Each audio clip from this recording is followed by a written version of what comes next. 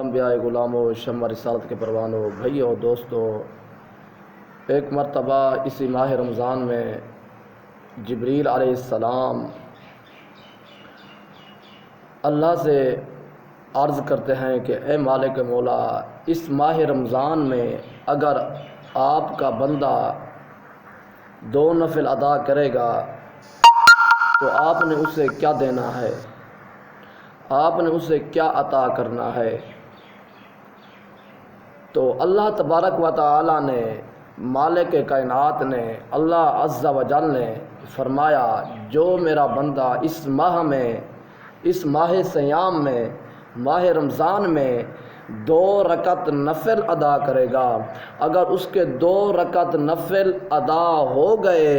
تو میں رب وعدہ کرتا ہوں تو اس کو میں جنت دوں گا۔ جبریل نے عرض کی اے مالک مولا، وہ جنت کیسی ہوگی، وہ جنت کیا ہے؟ تو اللہ تبارک و تعالی نے ارشاد فرمایا، اس کے راوی جبریل علیہ السلام ہیں، یہ گفتگو اللہ تبارک و تعالی سے کر رہے ہیں، اور اللہ تبارک و تعالی نے فرمایا کہ وہ جنت ایسی ہے کہ اس کے اندر اگر فرشتہ، جو میں نے فرشتے بنائے ہیں، اگر وہ 70 برس تک اس میں پرواز کرتا رہے 70 سال بعد اس کے گھر کی جو میں اسے جنت عطا کروں گا اس کی تہ وہ ختم ہوگی، 70 برس تک وہ اڑتا رہے گا، تو وہ پھر جبریل علیہ السلام حضور صلی اللہ علیہ وسلم کی بارگاہ میں حاضر ہوئے اور عرض کیا کہ یا رسول اللہ تبارک و تعالی نے یہ ارشاد فرمایا ہے کہ اس ماہ میں جو بندہ آپ کا امتی 2 نفل 2 دگانا ادا کرے گا، اگر اس کے وہ قبول ہو گئے تو اللہ تبارک و تعالی اسے جنت عطا کرے گا، اور وہ بہت بڑی جنت ہے۔ اگر فرشتہ اس میں 70 سال کی برس تک پرواز کرتا رہے تو وہ تہ ختم نہیں ہوگی، تو اللہ تبارک و تعالی وہ آپ کے امتی کو وہ دے گا، وہ جنت عطا کرے گا۔ جبریل علیہ السلام نے یہ حضرت السلام کو عرض کر رہے ہیں، پیارے آقا نے فرمایا کہ آپ کو کتنی دیر لگتی ہے زمین پر آتے ہوئے، کتنا وقت لگتا ہے؟ جبریل نے عرض کی کہ یا رسول اللہ، میں زمین پر 3-4 مرتبہ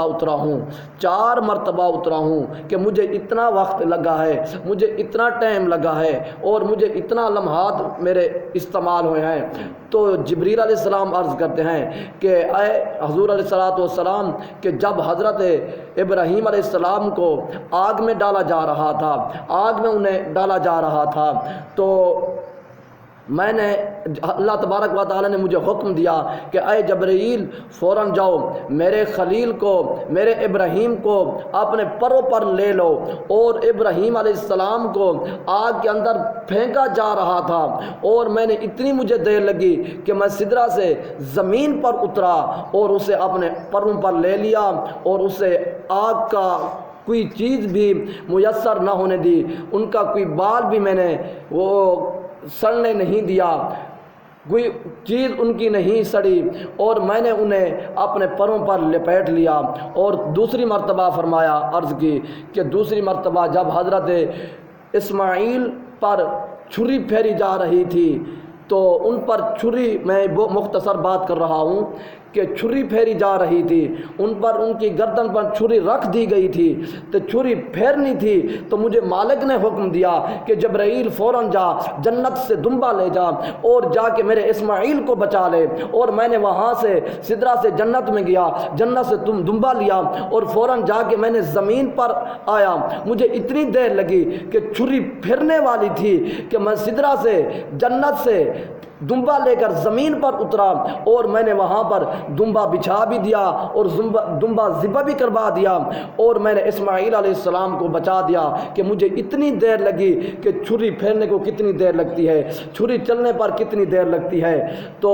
تیسری مرتبہ فرمایا کہ جب حضرت یوسف علیہ السلام کو کنویں کے اندر ڈالا جا رہا تھا، کنویں کے اندر پھینک دیا، ان کے بھائیوں نے کنویں کے اندر ڈال دیا تھا، تو مجھے اللہ نے حکم دیا کہ اے جبرائیل فوراً جاؤ، میرے یوسف کو ابھی کنویں کی تہ تک نہیں پہنچنے دینا، پہلے جا کے اپنے پروں پر لے لینا ہے۔ تو میں نے یہ نہیں پوچھا اے مالک دنیا میں وہ کون سا کنواں ہے، وہ کون سی جگہ ہے، ان کو بھائیوں نے کنویں کے اندر پھینک دیا تھا اور فوراً میں سدرہ سے زمین پر اترا اور حضرت یوسف علیہ السلام کو میں نے اپنے پروں پر لے لیا۔ اور چوتھی مرتبہ جب آپ کے احد میں دندان مبارک شہید ہوئے اور آپ کے رخسار سے خون کا قطرہ نکلا، خون کا قطرہ ٹپکا، جیسے ہی خون کا قطرہ نکلا اور اللہ نے حکم دیا کہ اے جبرائیل میرے محبوب کا ایک قطرہ زمین پر نہ گرے، زمین پر گرنے سے پہلے جا کے اپنے پروں پر لے لے۔ اب دیکھو رخسار سے خون نکلا، زمین پر گرنے پر کتنی دیر لگتی ہے، اب ادھر سے خون نکلا اور زمین پر گرنا ہے۔ جبرائیل علیہ السلام کا سفر دیکھیں اور ان کی اتنا بلندی دیکھیں، تو پھر آپ اتنی دیر آپ عرض کرتے ہیں کہ یا رسول اللہ میں آپ کے رخسار سے جیسے خون نکلا رب نے مجھے حکم دیا، فوراً میں سدرہ سے زمین پر حاضر ہوا اور آپ کے میں اس قطرے کو، خون کے قطرے کو، رخسار کے خون کے قطرے کو میں نے اپنے پروں پر لے لیا۔ یہ میری طے ہے، یہ میرا انداز ہے، یہ میرا